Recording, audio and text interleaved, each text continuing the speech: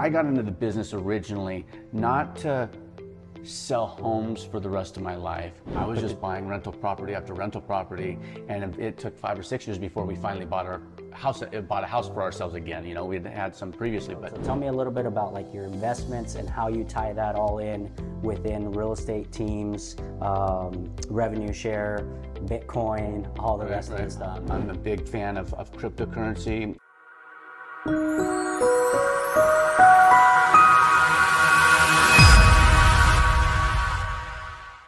What's up, Jake? How you doing? Good, man. How are you? I'm doing good. Good. Been a while since we've done one of these videos. I know, yeah. It has. Excited to jump right back into it, man. So today, as you know, collaboration with eXp is huge, and I was on a mastermind call with one of my friends over on the East Coast, and he was telling his story about what opportunities eXp has brought him, and he's been with the company for a few years now, and I know you have a similar story as well. So sure. I jotted down some notes from the call, and he shared his experience, and I wanted to tell you the story and then get your take on what you think about the story. Yeah, I'd love to hear it. Maybe you have some common denominators there. Right.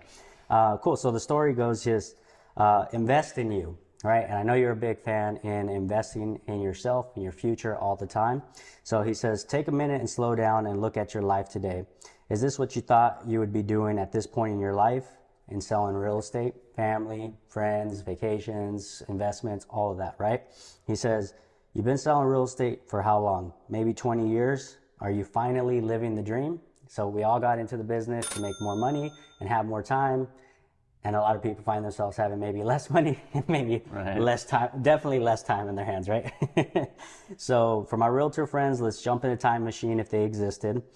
Maybe we could go back 20 years and say you've been a successful agent for over 20 years selling at $200,000 a year, meaning you're a top producer, right?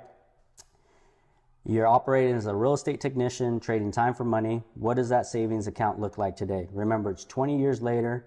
You've earned over $4 million in the past 20 years. How about your investment accounts? What do they look like? Are you retired? What would they look like in the next 20 years if you continue doing what you're doing, right? Or worse yet, you suffer a health issue and you're no longer able to work.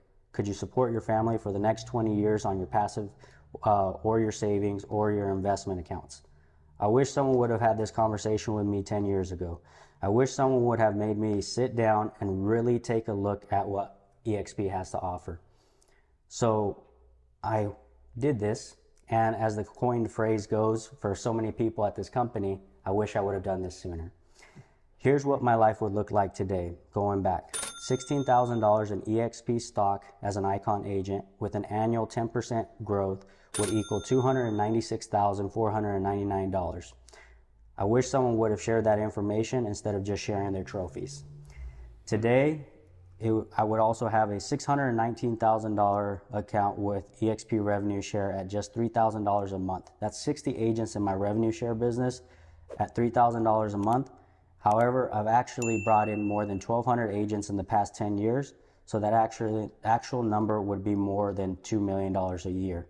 Unfortunately for me, time machines don't exist, and there are no do-overs in life. But there's never a wrong time to do the right thing. So I ask of you, when are you going to be open-minded and at least take a look at what this opportunity can do for you and your family?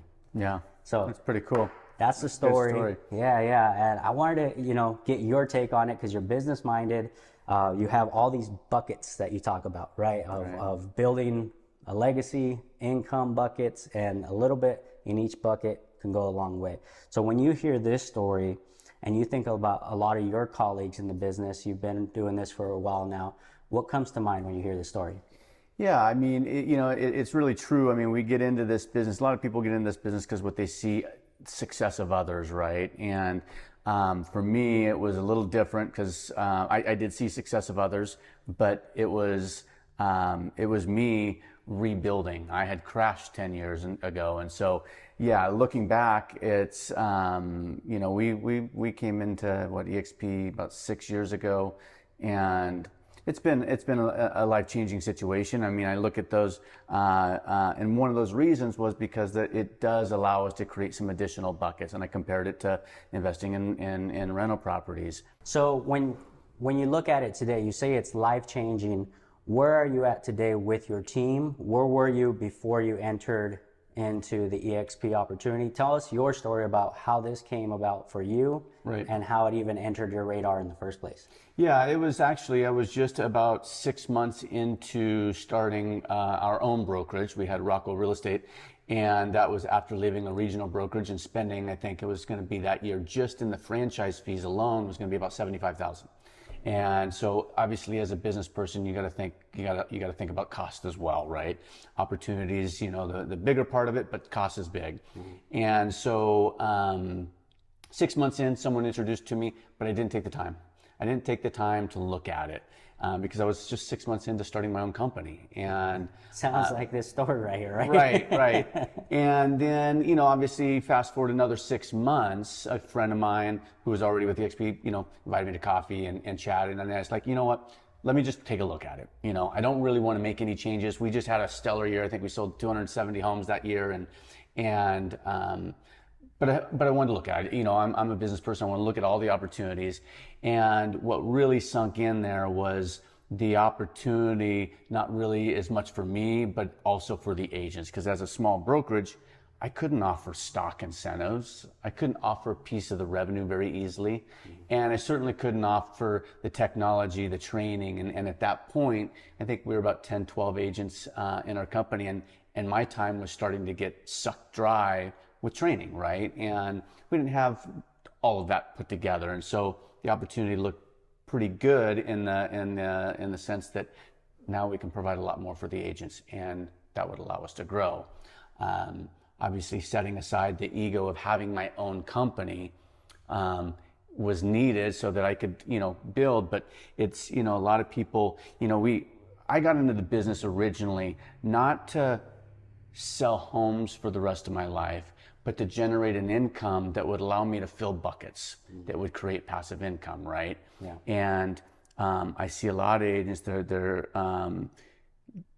taking a path because of ego, when ultimately I think that most people's goal is to reach a goal of freedom, financial freedom, and get off of a hamster wheel, get out of the day-to-day 9-to-5 type business or job, right? Yeah. And sometimes there's another path that you have to set your ego away that gets you there faster.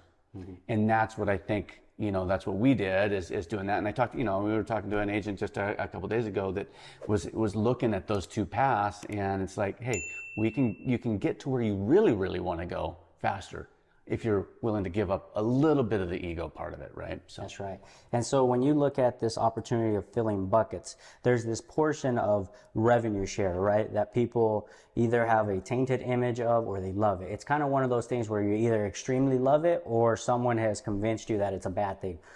I don't see how revenue share could be a bad thing, because from my understanding of revenue shares, that the company is giving back to the agents that are helping build this company, right? So you're owning a brokerage within a brokerage, and instead of maybe a profit share model, which exists out there where they're taking money from the bottom half of the funnel, you're getting a portion right off the top. And when we look at businesses, one of my mentors shared with me, it says, at the end of the year, as a real estate agent, are you wanting to pay more taxes or less taxes?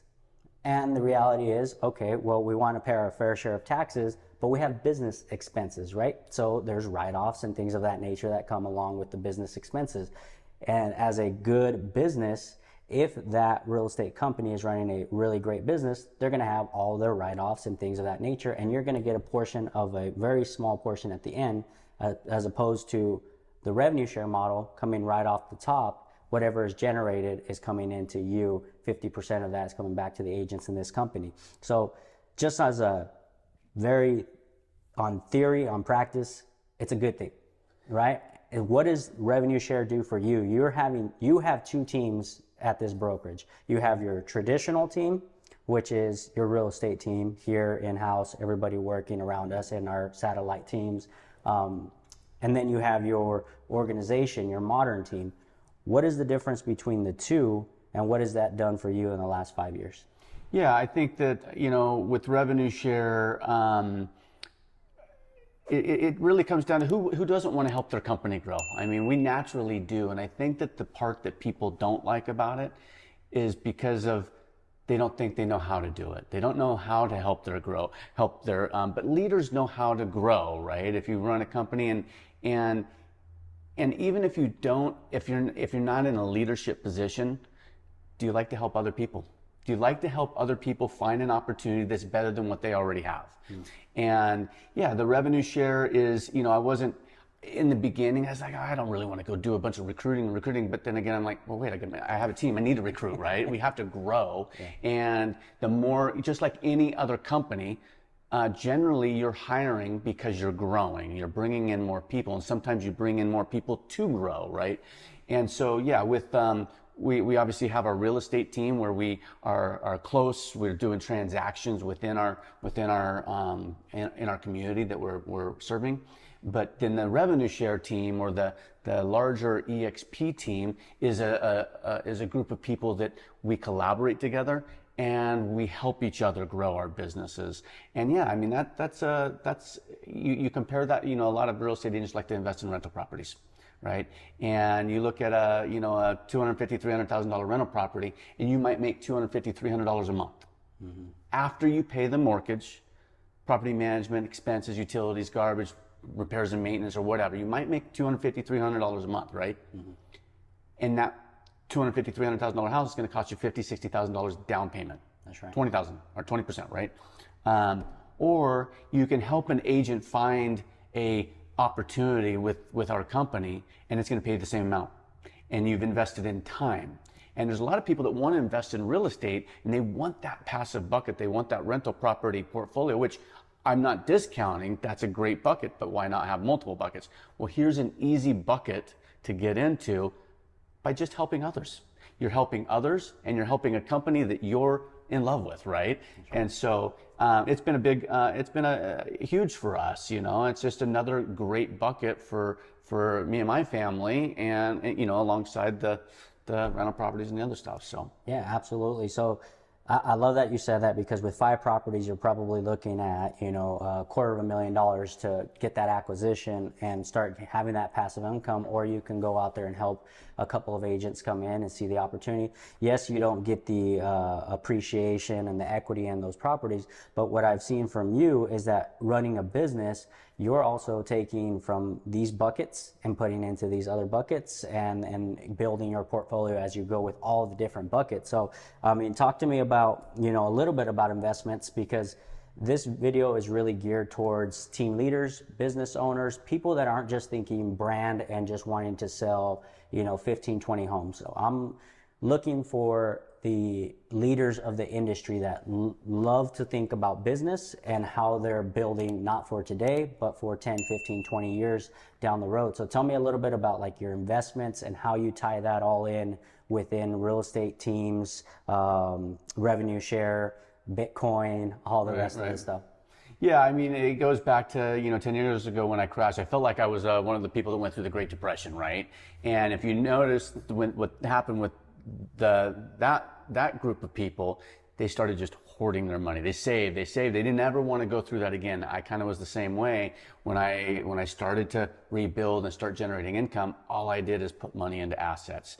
And then I started realizing cash flowing assets and just diversifying, right? And I think we were living in an $800 a month rental 10 years ago, and I was just buying rental property after rental property, and it took 5 or 6 years before we finally bought a house for ourselves again. We had some previously, but and so obviously I take the income, instead of going out and buying cars and boats and all that kind of stuff. I'm trying to. In fact, yesterday my wife woke up. She wants to get a new car, and she was looking at this Lexus convertible, and it's like $100,000. And I'm like, well, with interest rates, that's $1,200 a month, and for $100,000, I can get a rental that pays me $1,200 a month. We're not getting that. You just need something to get you A and B. We'll get you something nicer, maybe how about $40,000 or something like that. But yeah, I'm constantly trying to take money out of my bank account that is losing money, right, because of inflation, and put it into cash flowing assets. So rental properties portfolio, constantly trying to grow that. Sometimes I'll sell them, but all in an effort to grow the portfolio, the equity in that portfolio, and the cash flow from that. I'm a big fan of cryptocurrency. I do a lot of investing in Bitcoin and quite a few different cryptos. And right now we're in the middle of a potential bull run with the halving of Bitcoin. Anyway, highly invested in that as well. Invest in stocks. Obviously, we have a good amount of eXp stock that's been provided to us. But I also like to invest in people and their businesses. So maybe I'll partner with someone on our team and help them build a business.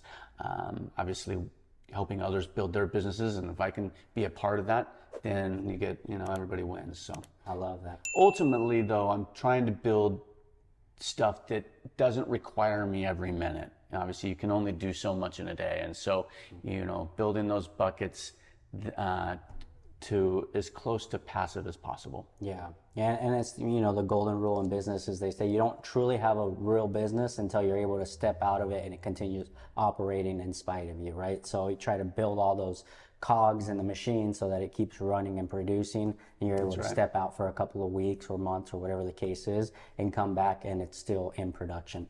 Really well run business. Yeah. Now the last thing I want to talk about is just agent centric with this company, right? So I've heard a couple of stories where, and I recruit all across the country, right? I'm making connections, building relationships all across the country, even international. So that's what I love about this business.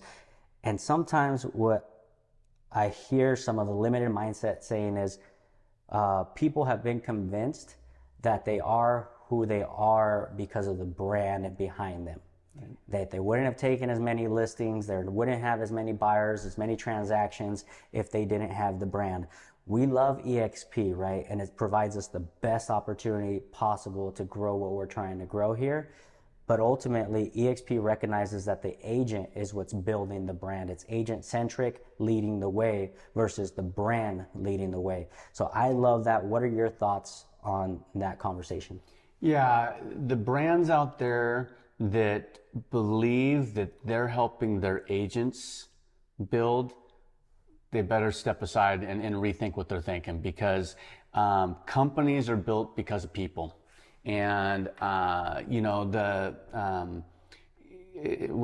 I left the regional brokerage, 6, 7, 8 years, 7 years ago, or whatever, that principal broker sat down at a table like this, and it was like, well, Jake, that you got a lot of your listings because of our brand. And I was like, well, I was the one sitting in the living room. I was the one providing the service. I don't think they really cared what logo was on my business card or the sign. And so I went out and created my own no-name brand, right? Yeah. Rockwell Real Estate was just a small independent brokerage, and went out and doubled my listings within 6 months. So it's not the brand. And that's the beauty of this company, is they recognize that their brand and their company is being built by us, by the agents. And it's great to feel that you're with a company that believes that. We had another agent that left eXp to actually the old brokerage that I was at, and he was back pretty quick because it was apparent that they were really touting that the agents should be fortunate that they have that brand behind them. And it's just, I don't think that that's the mindset to have, and again, companies are built because of the people. Absolutely. Any last thoughts about this with any future partners out there that are looking to have a different look, a different opportunity, whether they maybe been in a similar seat to you, that I've been putting it off, or I've been contacted, but they just haven't slowed down and actually looked at it, or maybe someone that's running 100 miles an hour and they're completely closed-minded and they're not going to look at this. Any last thoughts for them? Yeah, I think that, you have to step back sometime and look at the big picture and look at the long term. You have to kind of plan ahead. Where do you want to be? Are you going to run a team and do transactions for the next 10, 20, 30 years? And then what? And so you really want to plan for your exit, your retirement, and this gives you a pretty good opportunity for that. And there's a path to do that, not only through revenue share and stock, but there's also a path doing that collaborating with what others are doing with their teams. It's, if there's independent brokerages or team leaders that are out there that are kind of staying here and they want to get to here, you have to surround yourself with other people that are like that. And if there's one thing that we've seen over the last several years is we have some enormous sized teams and big independent brokerages that are now coming in to the umbrella of eXp for that reason. And it's like, I can surround myself, I can call the #1 team leader down in San Diego, or down in Phoenix, or any other state, and they'll share everything that, that I want with, they'll share anything that I ask them, and that's the beauty of the collaboration with our company. And so I think at least take a look at it and make sure that when you do take a look at it, that you really take a look at it. You don't just hear it, you look at it and you listen to it. I mean, the mistake I made was I didn't, obviously there was only 6 months, but that was a big 6 months difference, and what that could have been. And there's going to be a lot of big stories like that. I talked to some of the top agents in this town. They're like, God, I should have came to eXp when you did. And I was like, what do you mean you should have? You still can. And eXp is probably going to be 5 times bigger than it is now. That means the growth from now over the next 10 years is much larger than it was over the last 10 years. Yeah. And so the opportunity is bigger now, I think, for people that want to bring, a 500 person in Indy just came in, I think, last week, and it's a lot of growth happening. So Absolutely. Take a look at it. Now, do you want to open up the can of worms of the NAR, or do you want to save that for another video? Well, I think, I think this is all the more reason to be sitting and re-looking at your future business plans is because of the NAR. We don't know exactly how things are going to unfold, but we have a pretty good idea that things are going to change, and it's going to cause a pretty big change in probably agent count and how we do our business, different business models, and it's comforting to know that we're with a company that's thinking 10 years ahead. That's right. And Glenn, the founder, is doing some pretty sweet things that are ready and a step ahead of what's happening. And so, it was instantaneous that some of our top team leaders jumped into masterminds to help the rest of the company navigate what's happening, what things to do, what kind of conversations to have with the public, with buyers, with sellers, and so forth. So all the more reason to be sitting down and rethinking where you're at. If you're at one of the old-fashioned brokerages or whatever, take a look at what your options are. Awesome. Yeah. All right. Appreciate your time, Yeah, Jake. you too. Nice to see you. The next one. All right.